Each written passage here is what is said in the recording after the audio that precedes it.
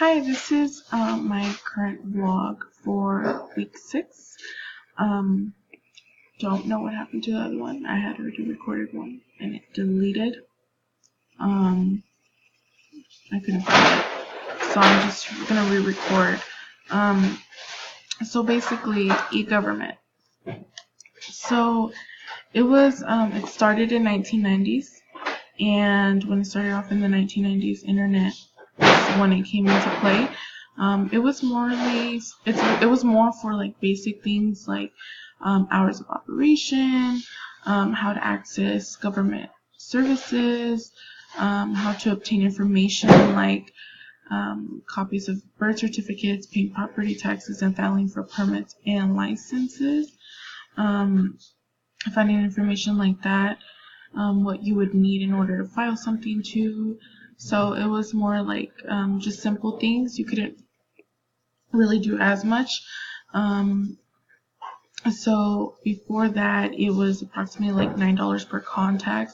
Whereas if you went online and it was web-based, it started to be 24 cents to 65 cents per contact. So obviously that's when it got switched because it was cheaper and through the internet. Then it moved on. Obviously, I think what really happened here is that it moved on to because in 2007 is when the Apple iPhones came out, right? So you were able to do more things on that, as where you didn't need to go to an actual computer to see everything. You were able to see it on your phone because we had internet on the phones already. So it just started evolving more, and I think that was the whole purpose, because obviously they wanted it to evolve so it could help. I apologize. I think my parents are in the background. So sorry. But it has started to evolve more, and the whole purpose was for that, so that the government itself, like for now, like we're gonna fast forward now, the DMV.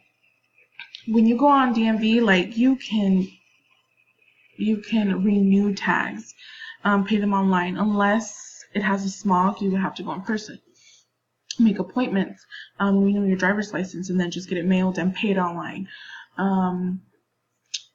There's so many things. If you want to put your car like not in use, you can do that online, pay it online.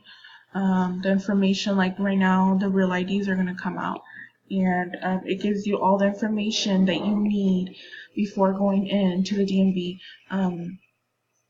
Like you need 2 forms of ID, 2 forms of this, but it explains it all in there before going to the DMV. So that's what it's evolving to, that you don't actually, also when you go into the DMV now, there's a computer where you can put in certain information,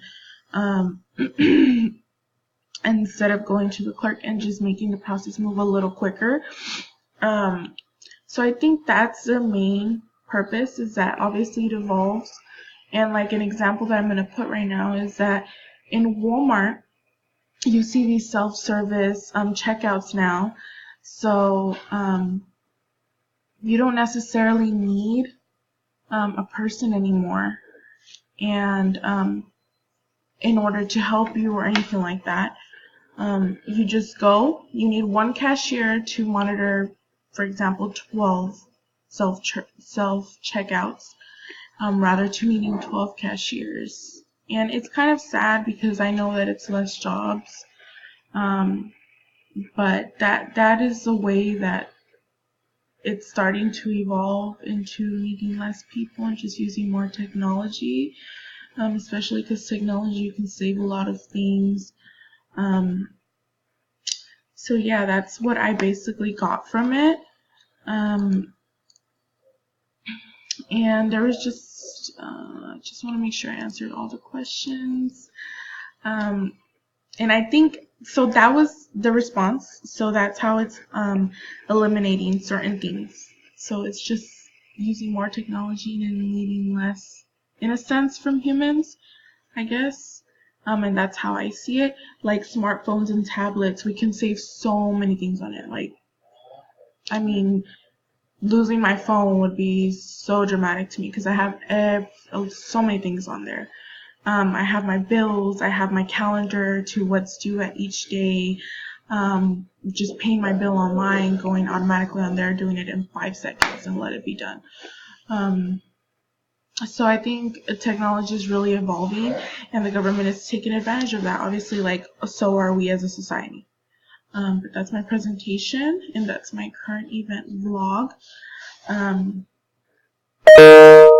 Hope you enjoy it. And sorry that I have to re-upload it.